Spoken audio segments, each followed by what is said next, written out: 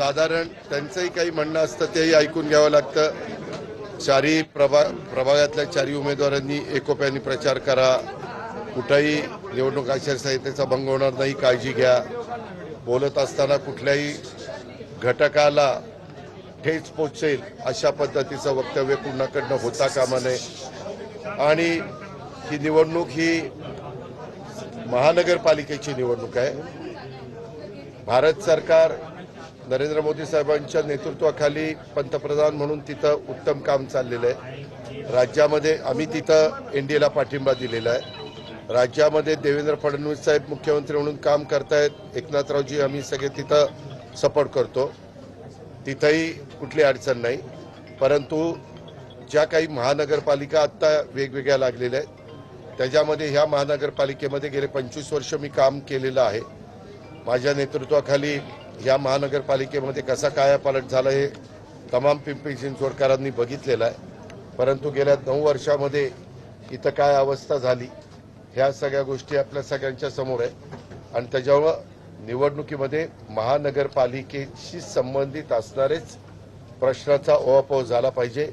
इथं जो काही गेल्या 9 वर्षामध्ये नियोजन शुद्ध कारभार झाला किंवा कर्जबाजारी आपल्या महानगरपालिकेला केलं किंवा मोठ्या प्रमाणावर कामाची बिलं देणं बाकी राहिलेलं आहे, ह्या सगळ्या ज्या काही गोष्टी घडलेल्या आहेत आणि आम्ही 25 वर्षात नेहमी त्या महानगरपालिकेत नवीन नवीन काही गोष्टी उभ्या करून दाखवल्या, तसं ह्या 8-9 वर्षामध्ये काही घडलं नाही।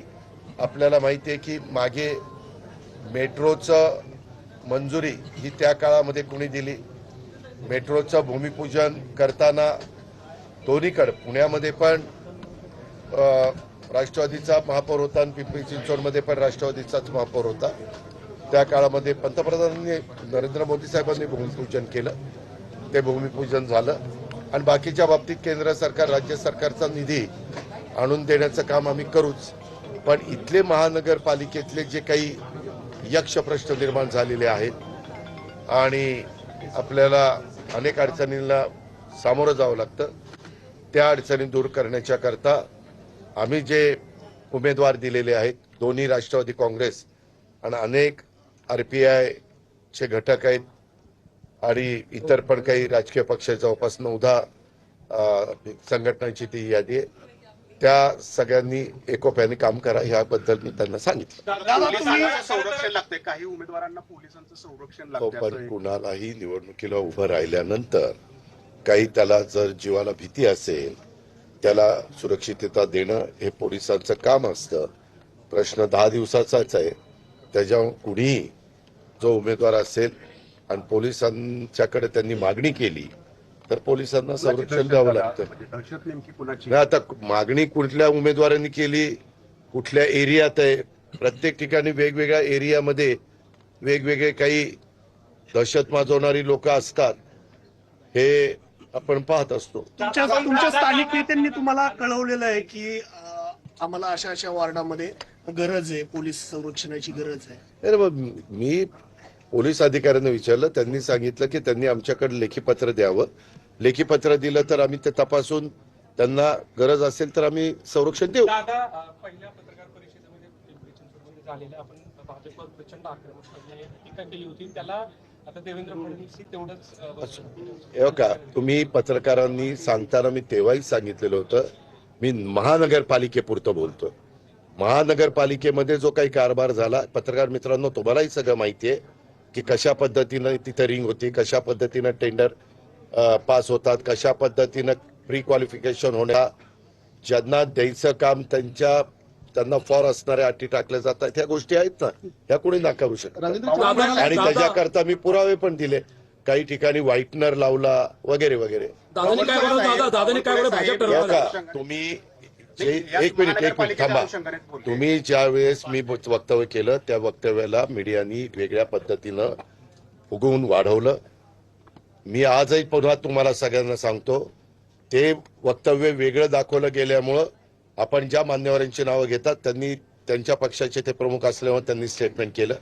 परंतु आज मी पुन्हा तुम्हालाही सांगतोय आणि पिंपरी चिंचवडमध्ये माझ्या 3 सभा आहेत तेव्हा पण मी सांगणार आहे, जसं आम्ही आघाडीमध्ये असताना केंद्रात राज्यामध्ये आम्ही युपीए आणि महाविकास आघाडीमध्ये होतो, परंतु स्थानिक स्वराज्य संस्था असताना तुम्हालाही माहिती आहे, तोच पत्रकार होता, की आम्ही एकमेकाच्या विरोधामध्ये लढायचो.